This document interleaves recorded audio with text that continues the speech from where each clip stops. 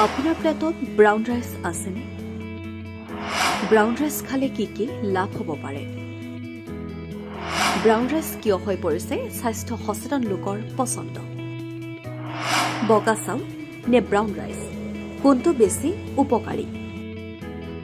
কাৰণ যিয়েই নহওক, অধিকাংশ লোকেই ব্ৰাউন ৰাইচ বা মুগা বৰ্ণৰ চাউল নাখায়। কিন্তু প্ৰকৃততে বগা চাউলতকৈ এইবিধ চাউল অধিক পুষ্টিসম্পন্ন।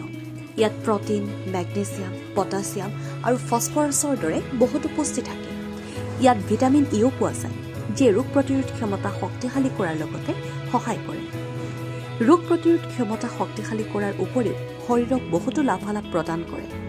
আজি ব্ৰাউন ৰাইচ খোৱাৰ উপকাৰিতাৰ বিষয়ে কিছু কথা জানো আহক।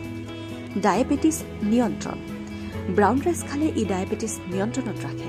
ব্ৰাউন ৰাইচৰ গ্লাইচেমিক সূচক বগা চাউলতকৈ কম, সেয়েহে হজম কৰিবলৈ সময় লাগে, যাৰ বাবে এই চাউলৰ ৰক্ত শৰ্কৰাৰ ওপৰতো কম প্ৰভাৱ পৰে। ব্ৰাউন ৰাইচৰ নিয়মীয়া গ্ৰহণে ডায়েবেটিছৰ আশংকাও হ্ৰাস কৰে। স্বাস্থ্যকৰ হয় হজম শক্তি। ইয়াত যথেষ্ট পৰিমাণৰ আঁহ থাকে, যাৰ বাবে ইয়াক গ্ৰহণ কৰিলে ভোক হ্ৰাস হয়। এই আঁহে প্ৰাক জৈৱিক হিচাপে কাম কৰে। এই ক্ষেত্ৰত ই অন্ত্ৰৰ বেক্টেৰিয়াৰ বিকাশত সহায় কৰে আৰু অন্ত্ৰক শক্তিশালী কৰি ৰাখে। ইয়াত পোৱা মেগনেছিয়ামে পাচন নলীৰ পেশীৰ কাৰ্যক্ষমতা উন্নত কৰে। তদুপৰি ব্ৰাউন ৰাইচ খালে কোষ্ঠকাঠিন্যৰ সমস্যাও দূৰ হয়। ওজন হ্ৰাসত সহায়ক। এইবিধ চাউলত ফাইবাৰ যথেষ্ট ভাল পৰিমাণত পোৱা যায়।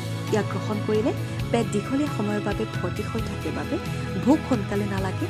ব্ৰাউন ৰাইচ নিয়মীয়াকৈ খালে পেটৰ চৰ্বিও হ্ৰাস পায়। স্বাস্থ্যৱান হয় হৃদযন্ত্ৰ।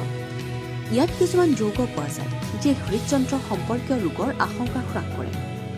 ব্ৰাউন ৰাইচত মেগনেছিয়াম আৰু লিগনাজো পোৱা যায়, সেয়েহে ই হৃদযন্ত্ৰৰ বাবেও অতি উপকাৰী। শক্তিশালী হয় ৰোগ প্ৰতিৰোধ ক্ষমতা।